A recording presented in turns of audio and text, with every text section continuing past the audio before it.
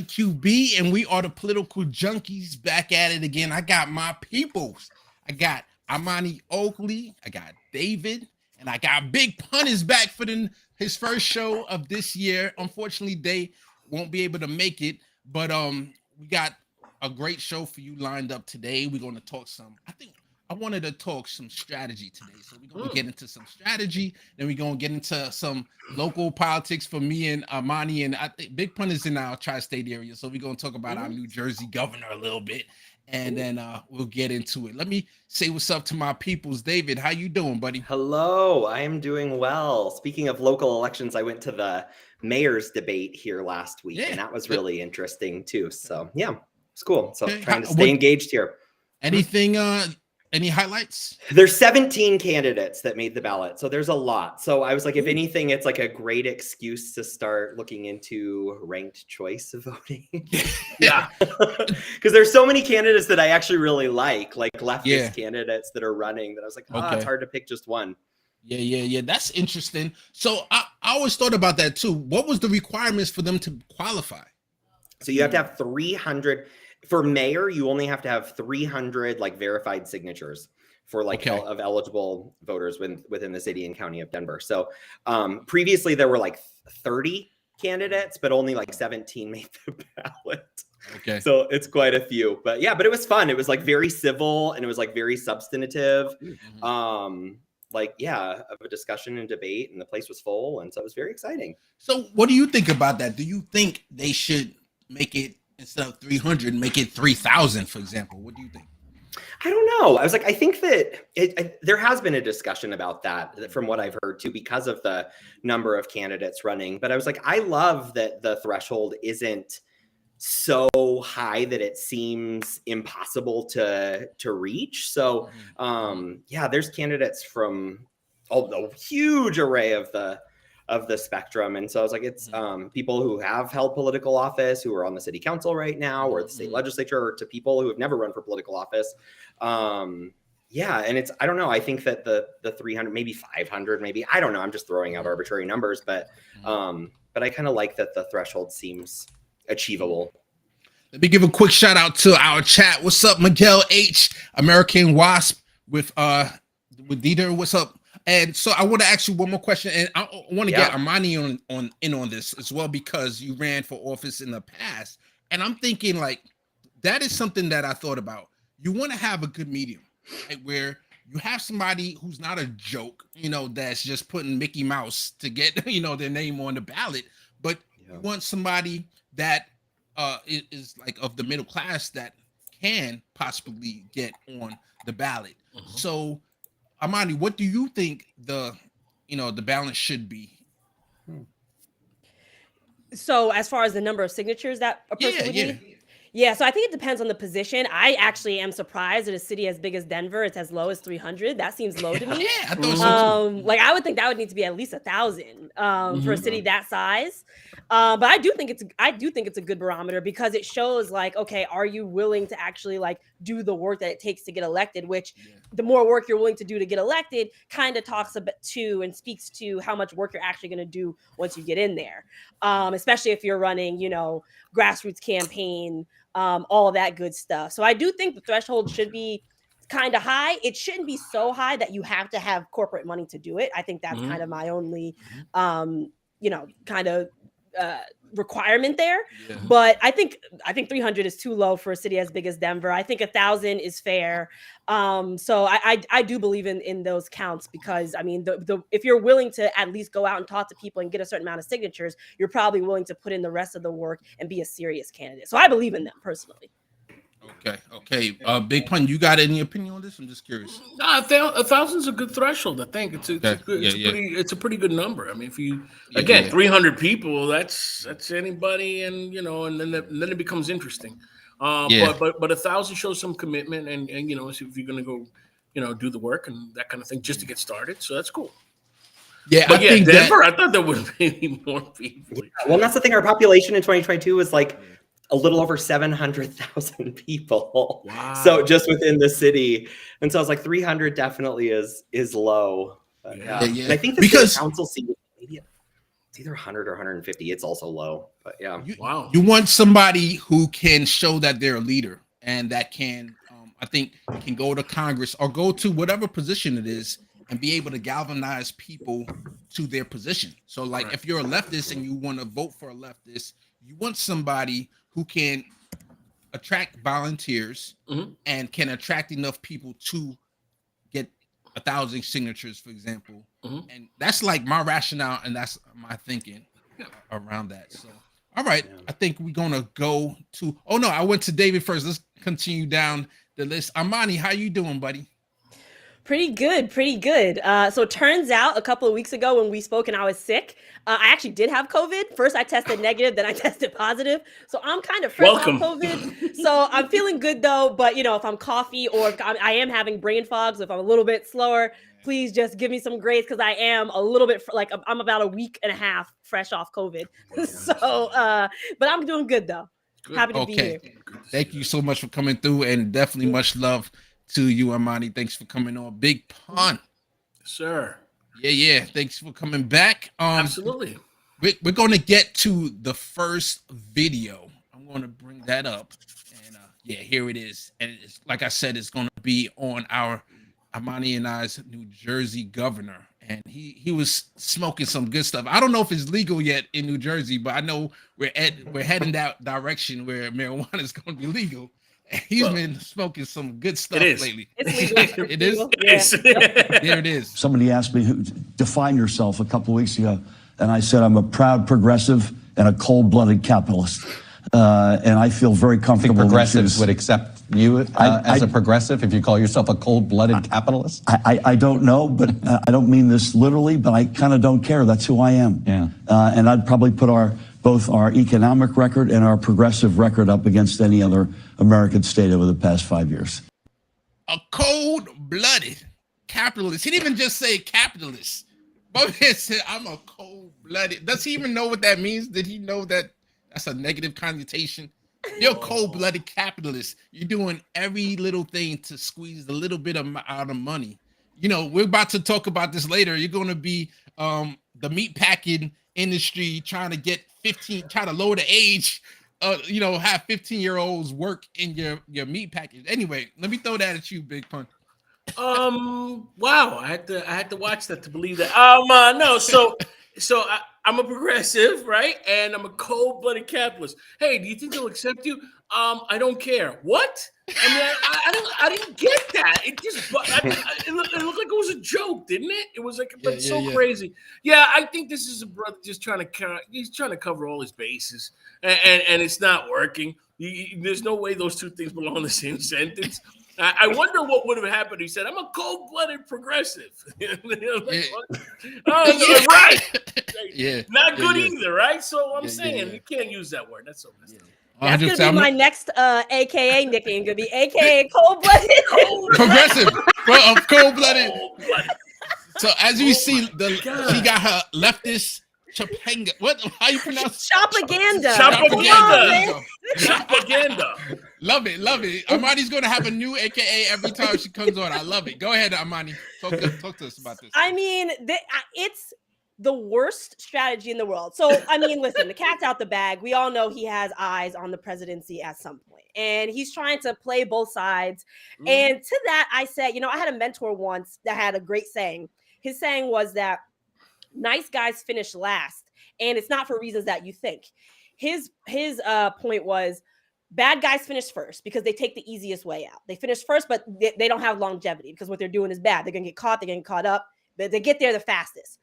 Good guys get there second because, it takes a while when you're doing something good. It's not as easy as doing the bad thing, but you get there and then you have longevity.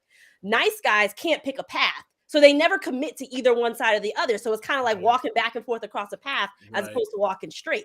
And this is something that I think every single time New Jersey politicians run for the presidency don't get. Like they try to do these like double-sided things. And they try to appeal to both people, both sides that they think exist in the country. Booker did it. Christie was a little bit different. He was just kind of overall bad. But that's why they don't actually get there because they can't figure out who they are before they actually run, stick to it, have a record on it, and then actually succeed at it. So I think this is a perfect example of that. unless there's no one else in the race, I'm pretty sure he's going to get washed in the presidential, just like all Jersey politicians. And then on top of that, for him to say he'll put his record up against any other state. If I was his opponent and I was from any other state, literally the first thing I would say in a time where our democracy is in such danger, not once did you come out against the ballot line in your own state, which is a horrendous mark against democracy. That's all anybody has to say. He hasn't come out against it. He hasn't fought to get rid of it. In fact, he's benefited from it. So, I mean, that's all anyone has to do. It's a terrible, terrible strategy. I know what he's trying to do, but it's a horrible strategy. Yep. Yeah, 100%. So I'm going to go to the clip that I referenced just now, where I was talking about how the meatpacking industry is trying to lower the child labor laws. Let me bring that up right now. Some states are now considering some pretty drastic action to make up for the worker shortages really being seen across the country, even moving to allow children as young as 14 to work in places like meatpacking plants.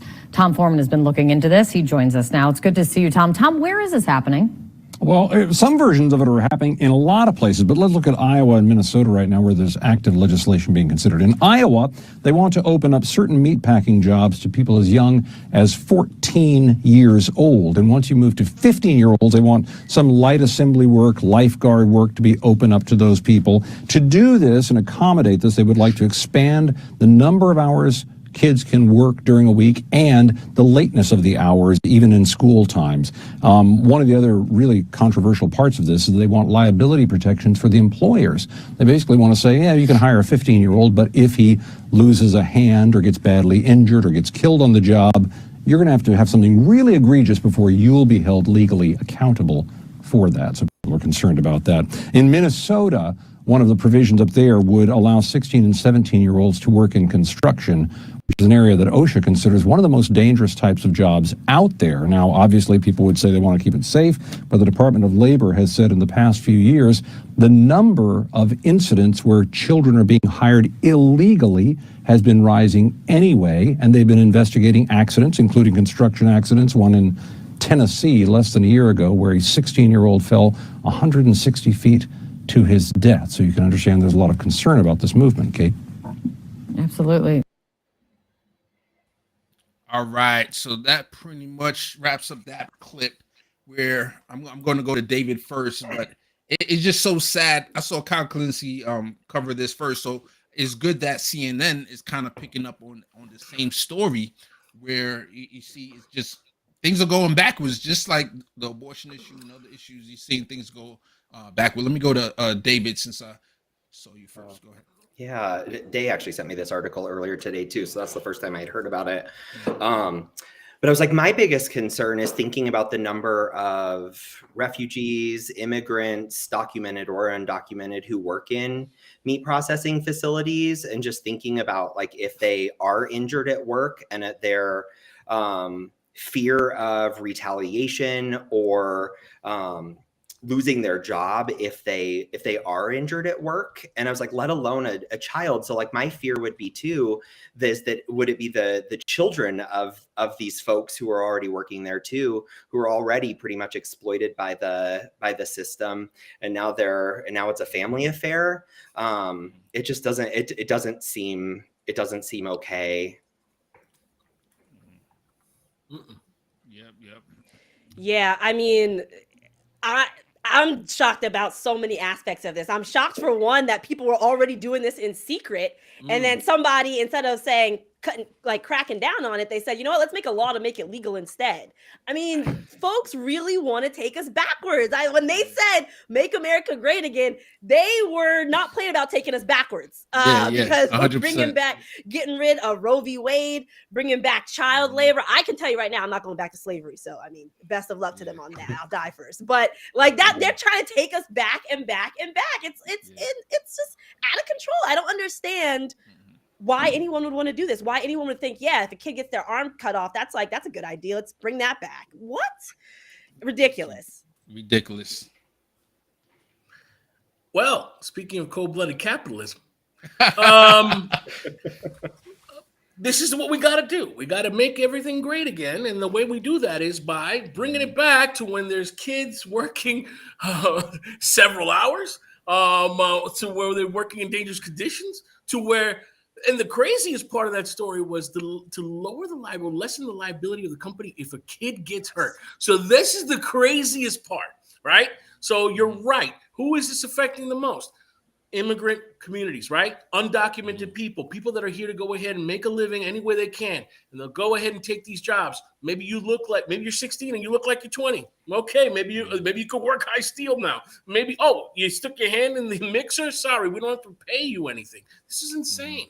But again, you're right. Everything's going backwards. Horrible, horrible situations. And the idea that we're rolling it back to this.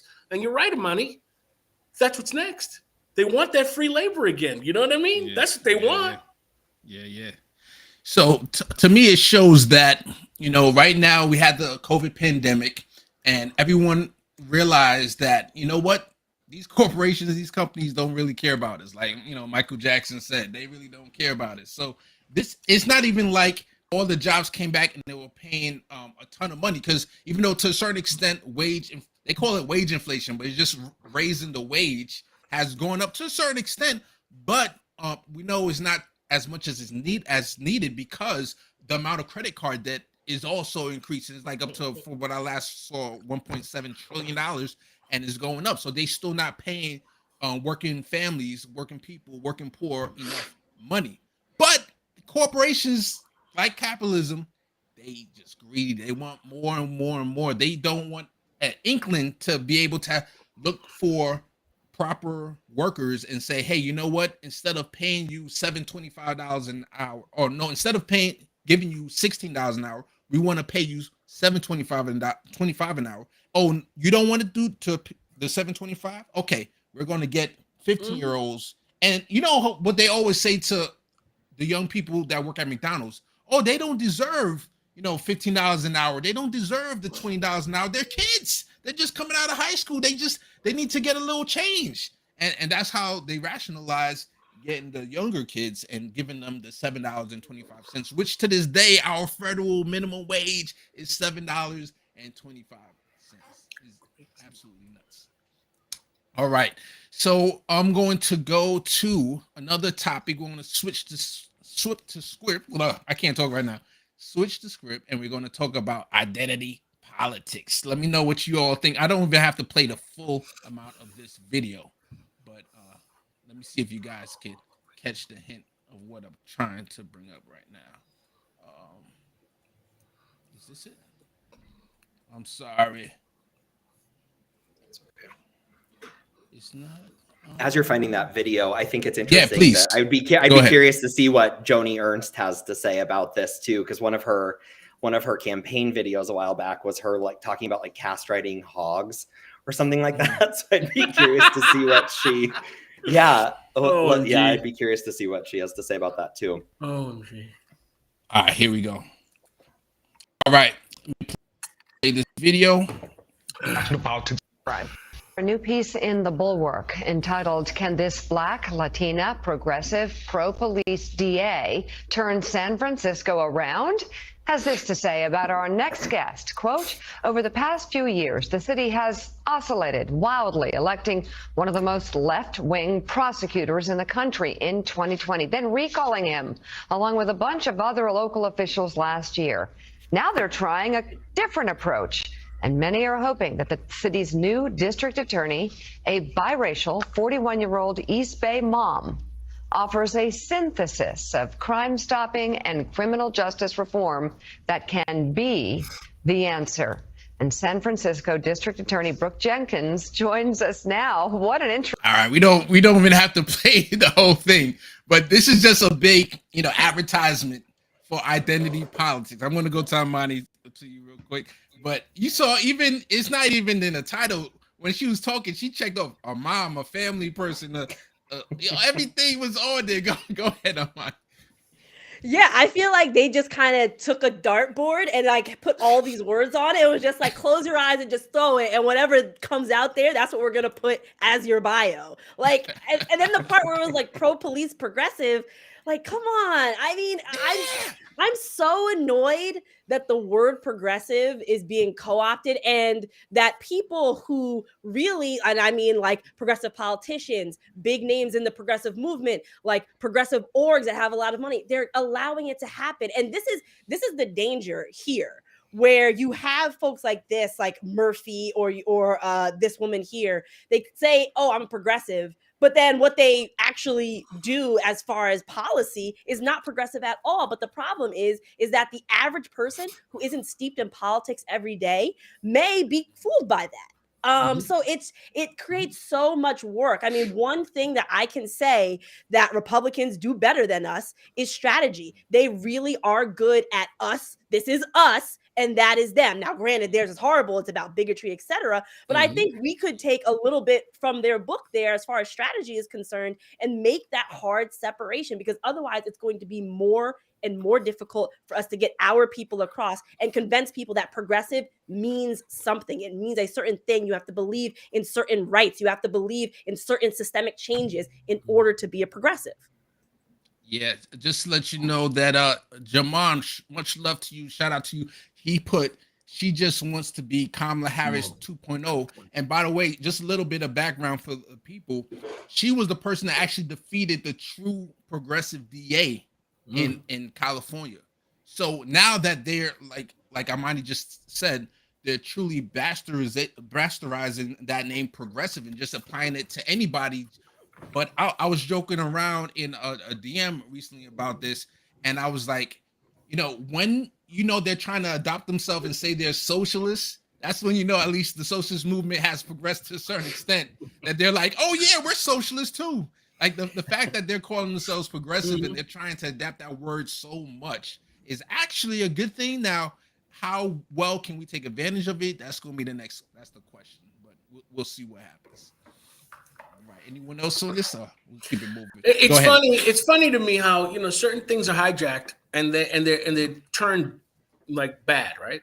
Yeah. So the word woke is now the worst thing you could ever attach to anyone. And you see DeSantis has this whole little acronym. Oh, woke means this or whatever. And then when it comes to wokeism dies and all this other stuff.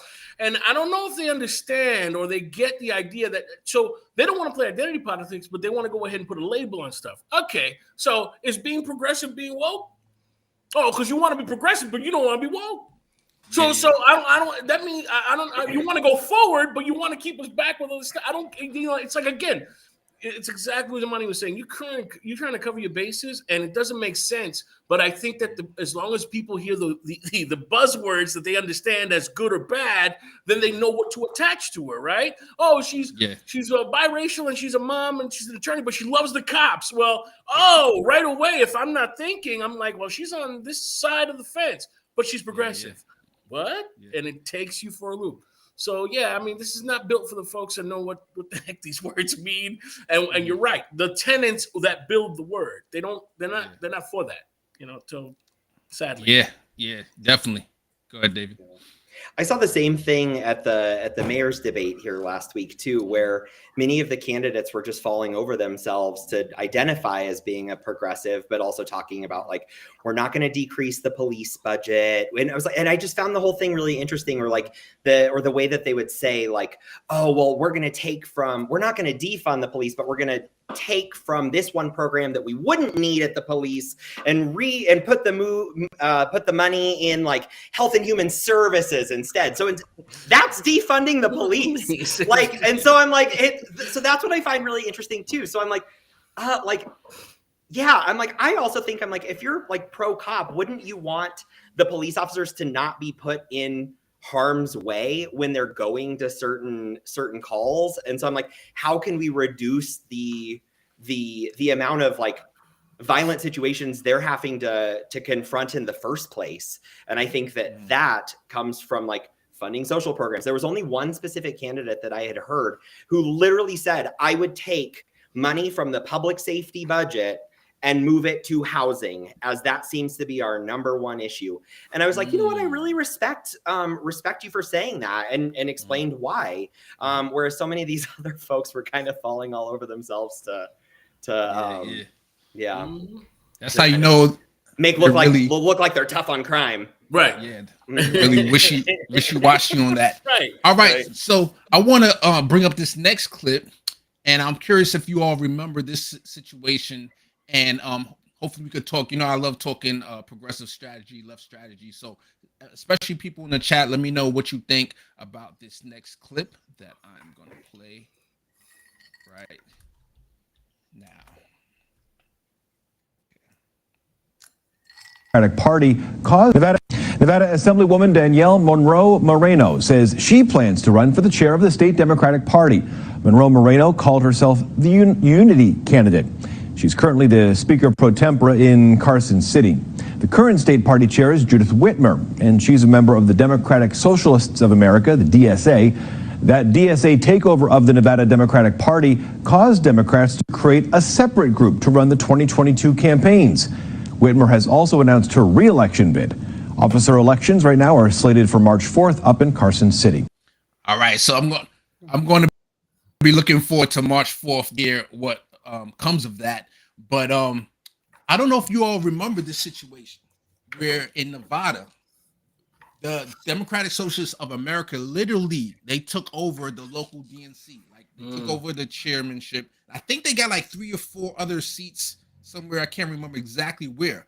But this was what the left was calling for a while, for us to, at the time, a lot of people were trying to work within the Democratic Party and make it more left. But to me, I haven't heard much from them. Before I give my opinion, I don't want to lead the guests, so I want to get your opinion first before I give mine. Let me jump to our resident person that actually ran for office. So I definitely want to get your opinion on this situation. Go ahead. So what's the exact question? Just like my opinion overall? So my opinion. So here is a Democratic Socialist. That's what she was. I went to her page and she had a picture of her shaking hands with Obama. So I don't know if she tried to pull back that notion of her being a part of DSA or whatever. But this is what I want to ask you, Monty. What if in New Jersey, the DNC, we have the progressives of NJ, the PNJ, they took over the New Jersey DNC. You're now the head. What would be some of the things that you would do as the head of the DNC of New Jersey? And the reason why I'm asking that is because I haven't heard anything from these Nevada people. Yeah. Matter of fact, the establishment created their own organization outside of the DNC, and they're like battling them. So anyway, let me give you the microphone. Go ahead, Amani. So I think New Jersey's a bit unique because you already know the first thing I would do. First thing I would do is come out and say, hey, clerks, we got to get rid of that ballot line. Yeah, any clerk that didn't fall in line, because clerks in New Jersey, so for those that don't know, in New Jersey, there's these positions called clerks, and they're the ones that are responsible for, they can technically choose however they want to make the ballot look however they want. So they could, if they wanted, not have a corrupt ballot line. The problem is that the clerk is an elected position. So the machine always runs their elected clerk, and that elected clerk always gives us the corrupt ballot. So the first thing I would do if I was the chair of the Democratic Party in New Jersey is say, listen, clerks, I'm coming out and I'm calling upon you.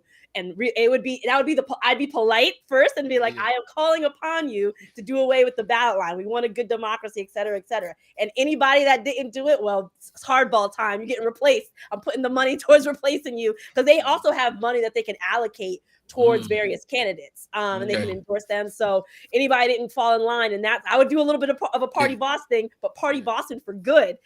Yeah. There you go. Fall in line with. I'm not mad at it. Line. You're out of here.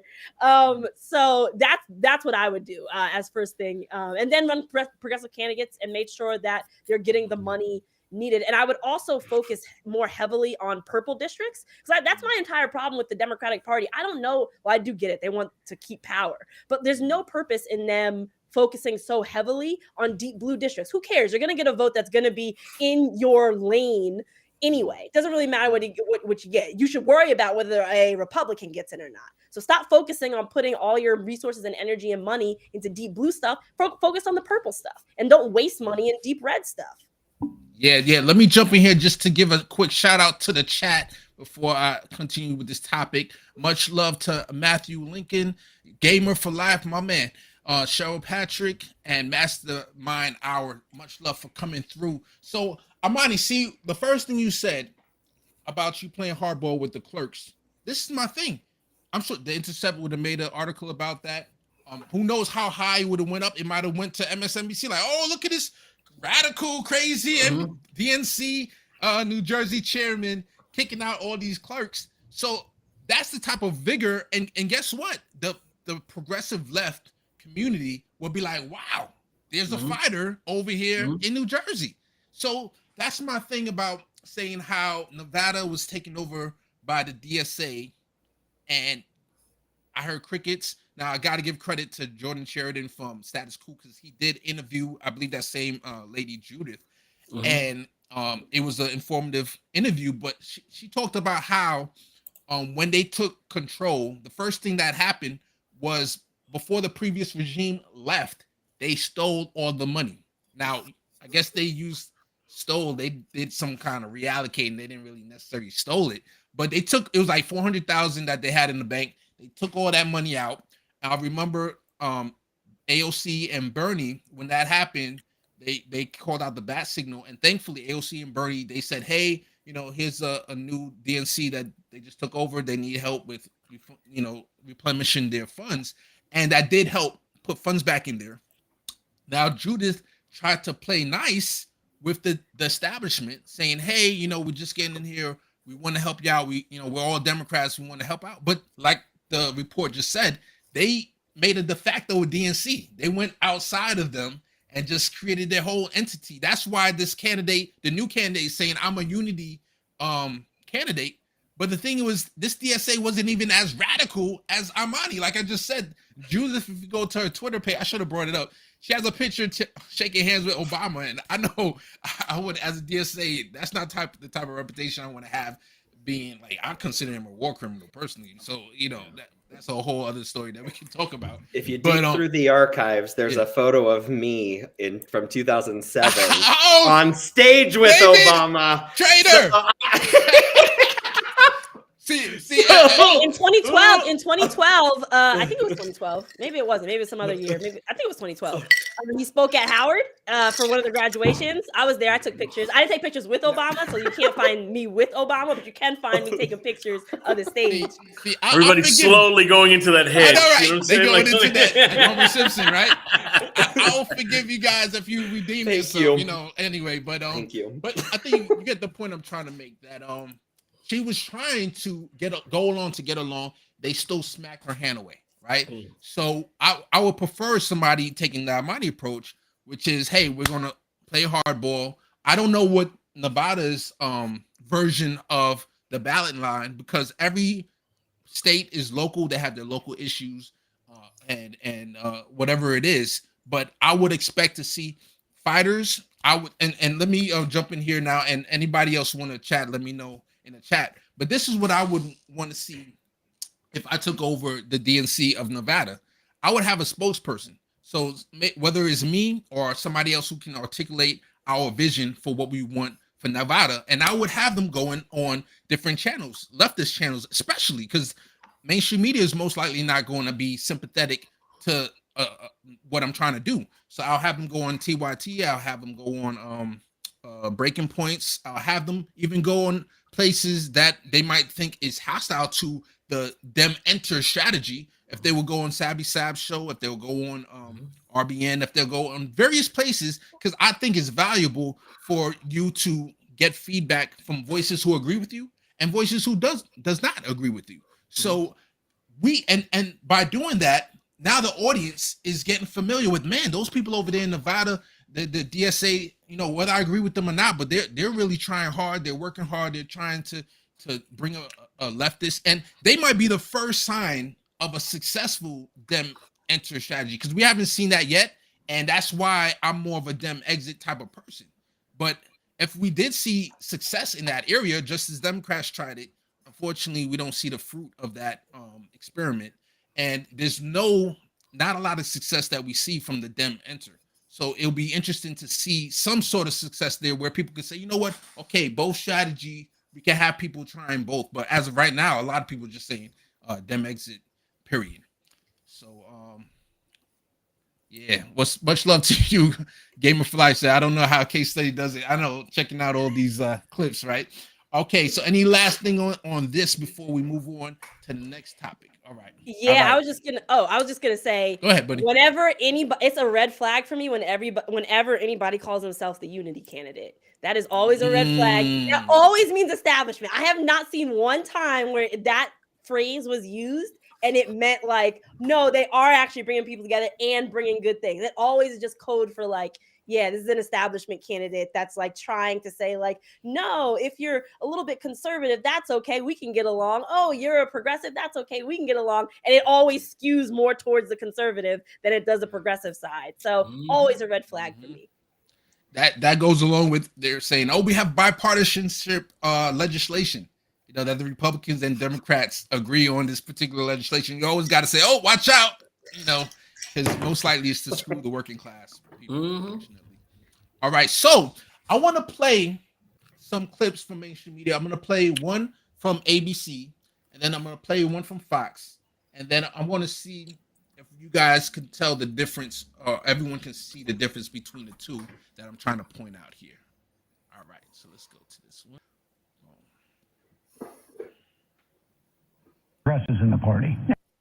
Big, ambitious agenda also designed to forestall any challenge from progressives in the party. No sign of any challenge from progressives in the party. No sign of any credible challenge from any other Democrat, which takes the pressure off President Biden to announce formally that he's going to run again. Big, ambitious. All right, so, and then let me play.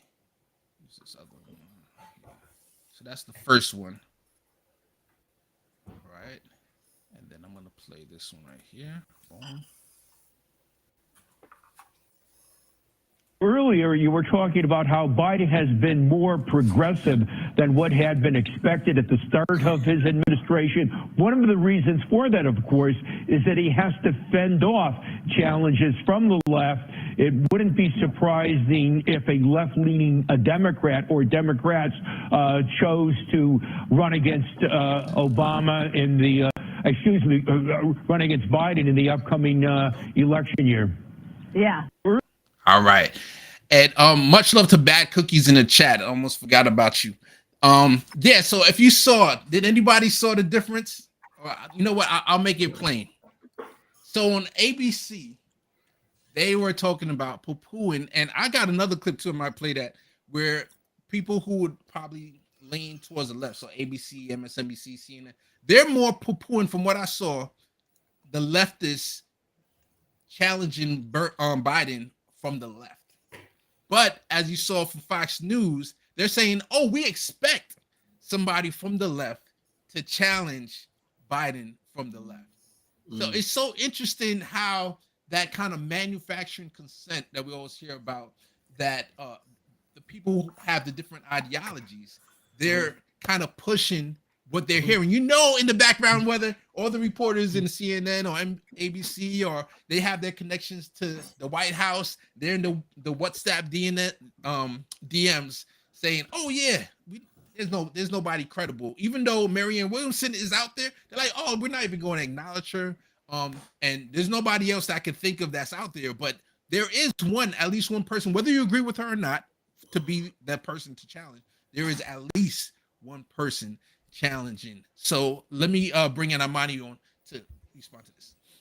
Yeah, I think it just speaks to what their purpose is as stations, right? So in the CNN, MSNBC world, their purpose is to 100% support establishment Democrats. So they're going to say, oh, nobody can even get close. There's nobody out there. Then just push that message. So then their viewers can think, oh, well, there's nobody credible enough to actually beat Biden. It's pretty impossible. They might as well. So they're kind of setting the stage there. Whereas for Fox, their main thing is sowing discord as much as possible for Democrats and making sure that things are messed up, plus pushing the fear to their viewers that, a leftist is coming, a big, bad socialist, communist leftist is coming. You better make sure you get out there and support Republicans. So I think it's interesting because it does speak to the entire point of those actual channels and broadcast stations. Yeah. Before I go to David, I just wanted to play this one other clip real quick. the Democratic Party. Where even the far left has sort of like, there is no major challenge to Biden in the election. I mean, we're talking about changing the calendar with South Carolina's first and so forth. But we're really talking about primaries that really won't be that much of a primary in the Democratic side, because there's no one of any gravitas that is talking about challenging Biden. Isn't that also how internal politics he's been transformative? Yeah, so there's more to that clip, but I just wanted to play that. I got the receipts. I'm bringing out the receipts. And before I go to David, I believe Bad Cookie said Marianne Williams is not credible. So the point I'm trying to make is not even necessarily about the person, but the fact that there's anybody. I mean, this is not Marianne Williamson. As much as you can say she's not credible, she's not a Joe Schmo or somebody straight off the street saying, "Hey, I'm going to challenge." Or even Matthew Hoh from the Green Party. She is somebody that ran last time. She does have a name, you know, Oprah. She has that connection to Oprah. She's an author, et cetera, et cetera. So they just straight out neglecting her. And let me go to my buddy David with your commentary. Yeah, so a couple of things. One, I think what I think is really funny that Fox did was say that, like, they acknowledge that there will probably be a challenger from the left, but I also find it funny, like, in the same breath, they literally were talking about how Biden is so progressive and he's this radical leftist. LOL, like, not the case. What I thought was also really interesting is during the State of the Union, Biden was, I found myself like, hoorah, like, yeah, let's go Biden. Like, as he's talking about all of these, like, really progressive, like, sort of visions that he had. And then I had to catch myself being like, one, I think that this is him launching his re-election campaign. And then two, he also knows that he can say this stuff because nothing's going to happen. Right. And so, yeah, so I find it very interesting that, like, the way he governs is very different from the way he speaks. And so many people are just going to go based off of the sound bites of what he's saying versus on actually what he's doing. Right. Yeah, 100%. Yeah, I mean, that's exactly it, David. And I think, you know, the sad fact is that is politics. Most people, again, are not steeped in this stuff. They're not steeped in the policy. Like, personality wins campaigns more so than policy does. I mean, policy can be a part of it, especially if you're talking about, like, you know, kitchen table issues, economics, labor, all that type of stuff, right? It's part of it, but somebody who's got a bang up personality can really get in there and kind of, you know, they have barely any policy and really get through. So, I mean, I think, unfortunately, it's the type of stuff that works. Him getting out there, doing that whole personality thing, giving all these promises. I did notice that when he talked about student loans, he really peppered that and left. Like, it was a real quick, like, and student loans. Okay, next subject. That was a complete failure. I did notice that, but I do think, you know, that's part of the strategy, is to just give as much personality. And don't you want these hopes and dreams I'm never going to deliver you, but wouldn't it be nice if I did? I think that's probably the whole strategy.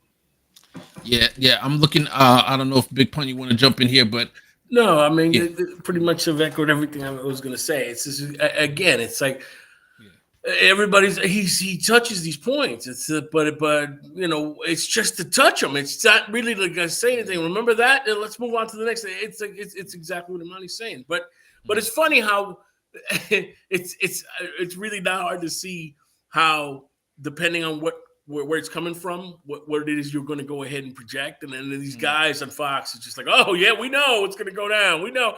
It's so funny to see that, but that's the way things are playing out now on the media. It's just there's no bones about it. I don't think they're trying to hide anything. They're just like, okay, well, yeah, this is what's happening. It's like, yeah. I'll be 100% with you, Bad Cookies. I know you said you guys are fluffing his State of the Union, and I'll confess to everybody here, I didn't even have plans to watch it. I already know. I can only take so much, guys. I try to do my service as a clipping mainstream media, but when it came to him doing the State of the Union, I knew it was going to be BS. I didn't watch Sarah Huckabee Sanders.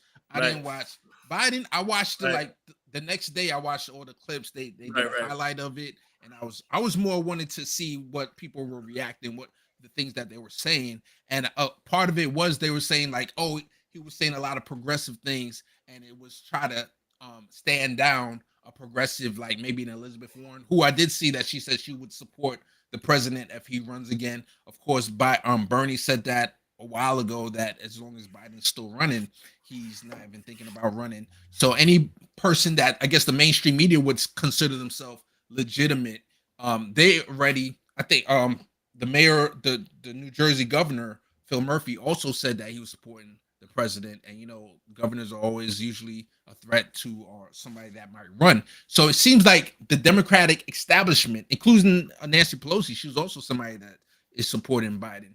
They all seems to be getting around Biden, but the voters are not excited about another Biden term. And also, I don't know about certain donors, because I think Nancy Pelosi in the clip, she did say that she went to a meeting and there was a small amount of people that wanted to move on from Biden. So I don't know. We'll see what happens from there. You know what Go I ahead. found interesting about this? That he seems like a guy who's just not there, right? The lights are on, but nobody's home.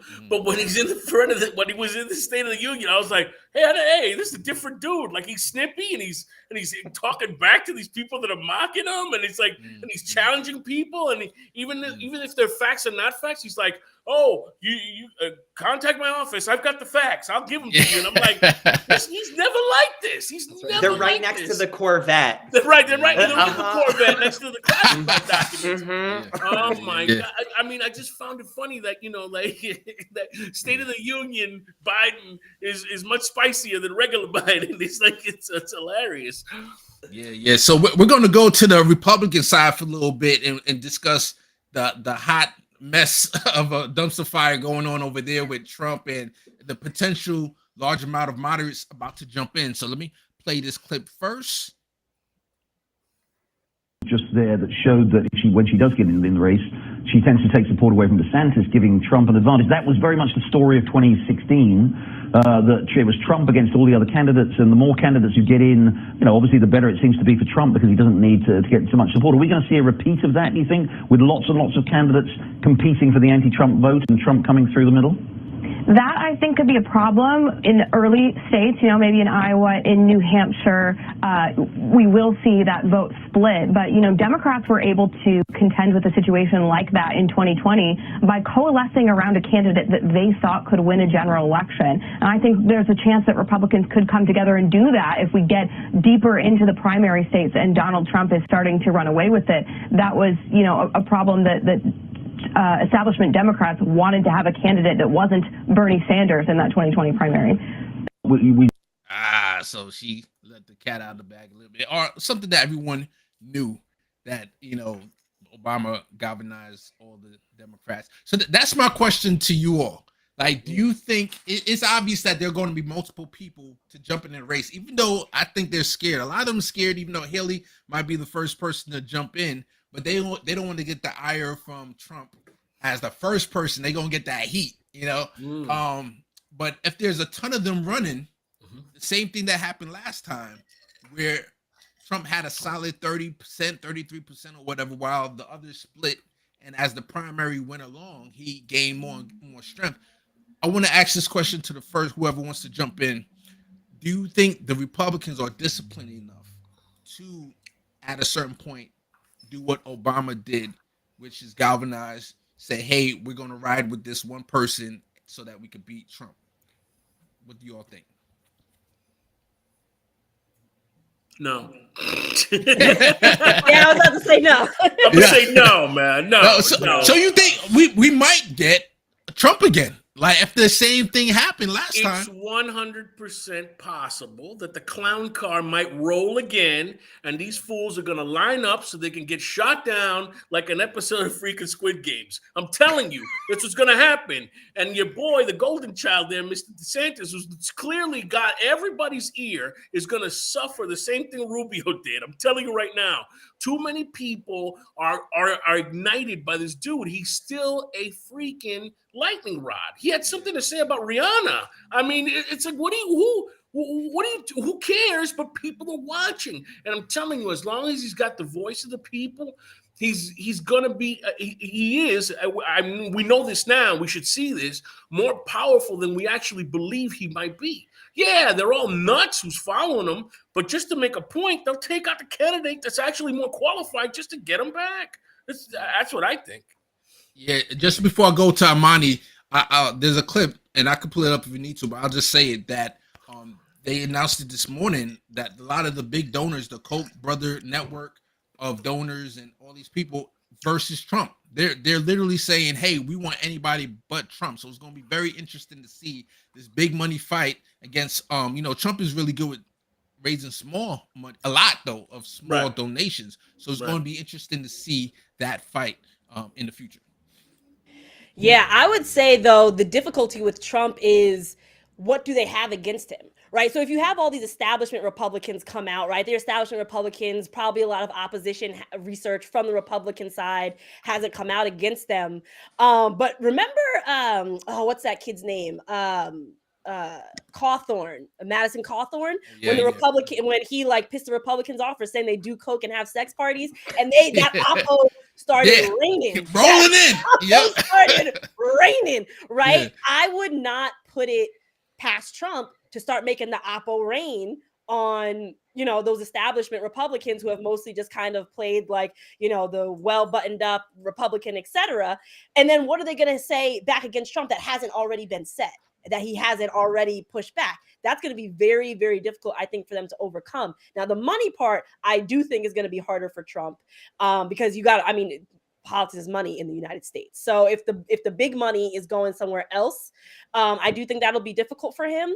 But if that big money goes to, say, DeSantis, I don't think that's better for the country. Like, I don't think going to any Republican is better for the country. But if it goes to DeSantis, I actually think DeSantis is more dangerous than Trump because he actually knows how to get things passed. Trump was, bombastic and a bigot and all of that, but he was like not that great at like really getting the most horrendous things through. DeSantis knows how to get horrendous things through. So we shouldn't really just celebrate just yet if the big money is saying anyone else, because likely that big money is then going to move to DeSantis.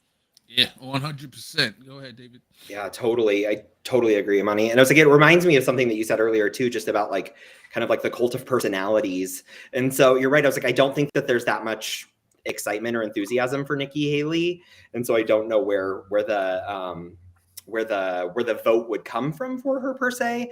I was also, side note, like kind of distracted by all of the scare tactics in the bottom right. I don't know if you noticed it, where it was like TikTok threat and then like go woke, go broke. And so I was like, I just like on the bottom right of the Fox News clip. And so I was like, oh my gosh, like it's not just like in the words that they're saying, it's also in the imagery around like how can we get people motivated to get on our side and on our issues out of fear. Yeah. Let me just play what you were saying. Yeah. Right.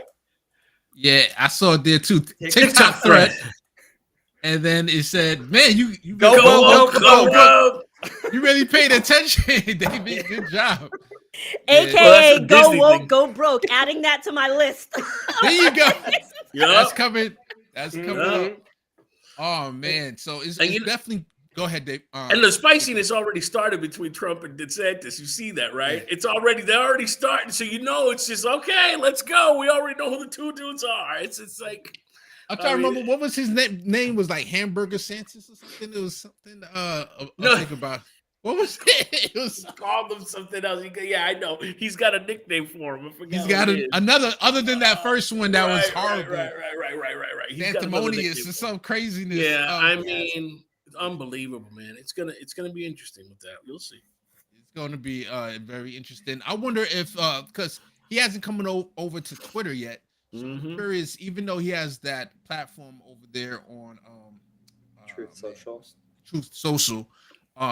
So he's getting his message out, but I'm kind of glad to see that the mainstream media isn't harping on it as much as they used to, because that's how they make money. They make a ton of money following Trump, but they haven't. So when he does finally go over to Twitter, that's definitely going to be it's going to be interesting to see how much he starts to get coverage. But do you think at all the midterms and how a lot of Trump's candidates did not do well, do you think that that's what's going to cause the base to start to sour on him at all? No, I actually thought, if I'm remembering correctly, it wasn't that his candidates did awful. They didn't do as well as what was anticipated, but like he actually did get quite a few people in, with the exception of some of the like bigger name ones. So I don't know, man. It's really hard to tell. I know that, you know, people do love DeSantis, the conservatives down in Florida. They do really love him. I do know there was, you know, I forget who covered it. I forget whether it was CNN or who was covering it, but they like interviewed some Republicans to see, like they asked them, you know, do you want Trump to run again? A lot of them were saying, oh, we like Trump, but he's too much of a lightning rod. So, you know, who knows how that's going to go there. Okay. Yeah. All right, cool. We're going to go to our last clip, one more about the Republicans, and then we're going to head out of here. I think he calls him Meatball Ron. Meatball Ron. Meatball Ron. Yeah, that's Meatball Ron. That's the one. All right, here we go. That was the Scott plan. Unfortunately, that was the Scott plan. That's not a Republican plan. That was the Rick Scott plan. The Republican plan, as I pointed out last fall, if we were to become the majority, there were no plans to raise taxes on half the American people or to sunset Medicare or Social Security. So it's clearly the Rick Scott plan. It is not the Republican plan. And that's the view of the Speaker of the House as well. I think we're in a more authoritative position to state what the position of the party is than any single senator. So Rick Scott's really not back in the fold yet after he ran against you for leadership? Well, this doesn't have anything to do with that. I mean, it's just a bad idea. I think it will be a challenge for him to deal with this in his own reelection in Florida, a state with more elderly people than any other state in America. Whew, no love lost there. The Florida senator did address his plan in an interview yesterday, claiming his idea is to look at all government-funded programs, not just Social Security and Medicare. He also addressed his frustrations with McConnell. Well, he just kicked me off a committee. And so that was pretty petty. I've been on the committee for 4 years. I probably ran the biggest business that anybody's ever served in the Senate. I was governor of the third biggest state in the country, third biggest economy, I think, of the country, and I got kicked off of Commerce. So I just wanted to show some of the infighting. So, you know, traditionally it's the Democrats that have the infighting going on, progressives versus the establishment, et cetera, et cetera. But ever since Trump came on the scene, we see all these divides that's been going on in the Republican Party that's usually so disciplined. And, you know, you see that Mitch McConnell kicked them off of certain committees and just paying them back because he wanted to run for leader also. That was another reason why Mitch McConnell was coming for him, because he wanted to take Mitch McConnell's place. And then he's just causing a lot of headaches, which is Biden during the State of the Union. He's able to accuse the Republicans of trying to take away Social Security and Medicare because of a plan that Rick Scott came out. And this is right, but like before, I don't know if it was like 6 months, 8 months before the last midterms. So Democrats are able to use this as ammo against Republicans, and Mitch McConnell's like, shh, yo, this is, we want to do it, but we don't do it out in public. Come on. Yeah, let me go to David. Let me go to. Yeah, I think what's interesting is that like both the Republicans and the Democrats are both saying like, yeah, there's a funding crisis for Social Security and we need to address it.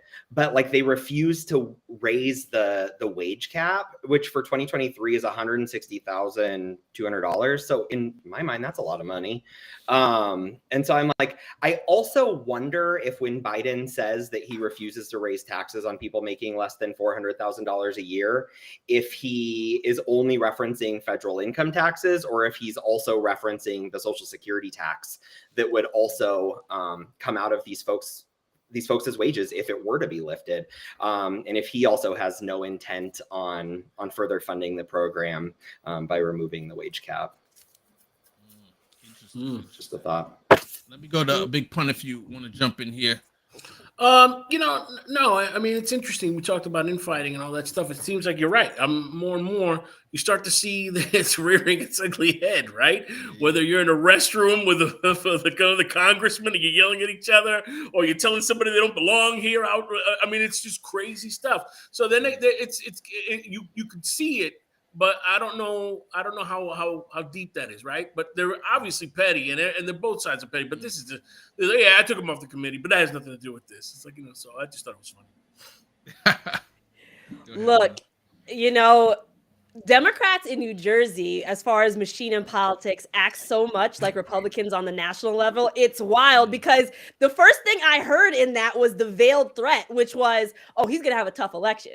And he tried to it was so subtle because he covered it up with the whole, oh, there's so many elderly people. That's why he's going to have one. But it was like, no, you're threatening that man. I know the sound of that. I know a veiled threat.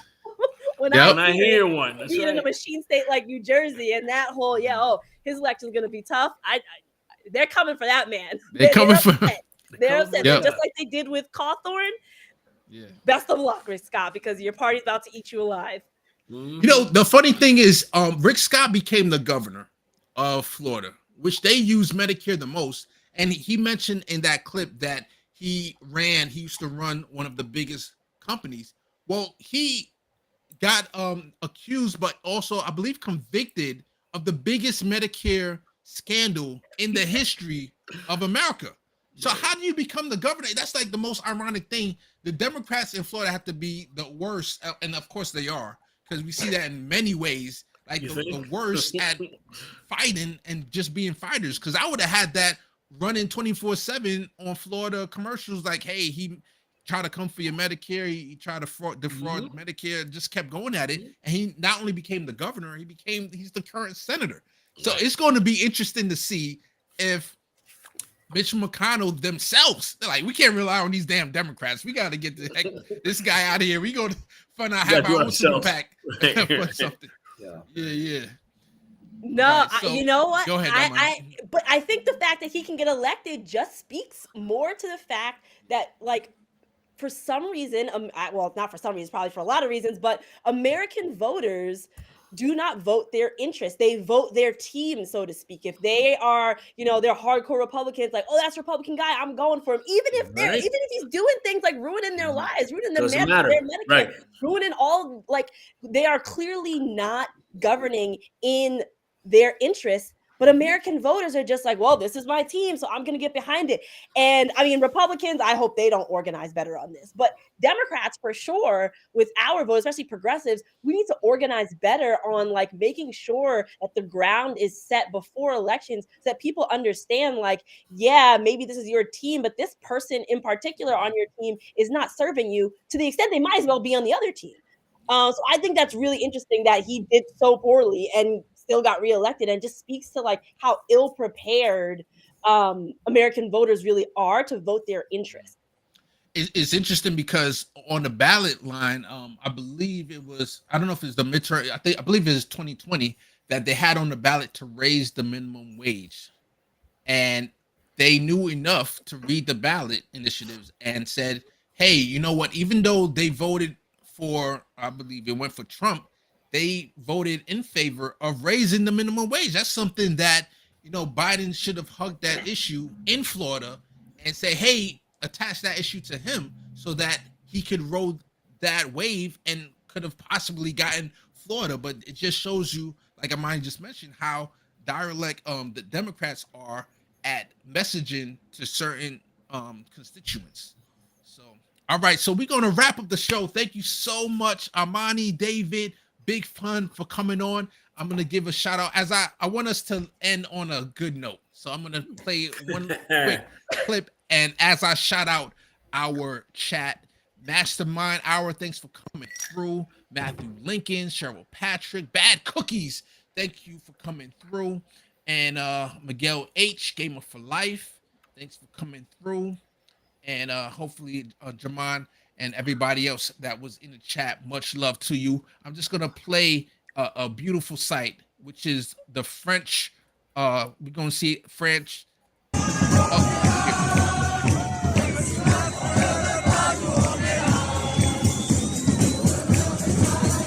have to play the whole thing. It's 55 seconds, but basically it says here the French government is reporting 963,000 people in the street today protesting the rise of the retirement age, and then 500,000 alone in Paris. Solidarity with them. So this is basically the French president Macron is trying to increase the retirement age from, I believe it's 60, I want to say 62, and they're trying to increase it to, I believe, 64. But anyway, the point is they're trying to increase it, which is something you wait your whole life to retire, and here they are trying to keep people from retiring. Also, and that's stealing money from out your pocket, because that's, you could get your Social Security quicker the earlier you retire. So if I was them, I was even thinking, okay, you want to increase it? I'm going to fight to decrease it. Let's bring it back down to 60, age 60 or something like that. Let's bring it to like 35. Yeah, there you go. There you go. Why not? Yeah, you know, my dream job is early retirement. So yeah, artificial intelligence is taking over. GPT. Yeah. We got the robots they're becoming killer robots. It looks like, you know, with the little dog walking around. So might as well have them do our work. Any last words? I'm gonna go out and, of course, being a gentleman, ladies first. Armani. Listen, thanks for having me on. It's a blast as always. Like, I love coming on here. It's always so much fun. Anybody in the audience, you want to keep up with me? I'm on all social media at Imani Oakley, NJ, like New Jersey, 10. So at Imani Oakley, NJ 10. And again, thank you for having me on. Always so much fun. Awesome. David. Yes, thank you, Case. It's always fun. I appreciate it. Day and I are getting ready to launch a podcast called Call Me Limbo. Thank you, Case. Thank you for listening to the first episode. We appreciate it and giving us feedback. We've been sharing it with some folks that we trust. So thank you. On Instagram, Call Me Limbo Pod. That should be ideally released within the next couple of weeks. So yeah, we're very excited about that. So yeah. Awesome. Big pun. Good to be back. Thanks for the invite. Always fun. Good to see everybody. Happy New Year again. And let's do it again. Let's go. Yeah. So next week is President's Day. So no show next week, but the last show of this month will be the last Monday, I believe, of this month. And then I'm thinking about if Shama re-ups again or if we reschedule, then I'll pay for. I'm telling all my business. We'll do another month of shows. But if nothing, then we might go on another little extended leave for a little while, because I'm really hard at work getting mutualaidparty.org, getting that going and getting very close to it. I already told myself that if by the end of February is not complete, then I'm going to go into red alert mode like everything else in my life. I'm going to tell my wife, I'm sorry, I got to gut this thing out. And she might be mad. Don't tell her I said that, actually. No. So we're just going to try to get it out before February. So much love. Cheryl Patrick, Tana, Lulu, Mac, much love to you in the chat. Thank you, everybody. Have a good night, and see you 2 weeks from now. Adios.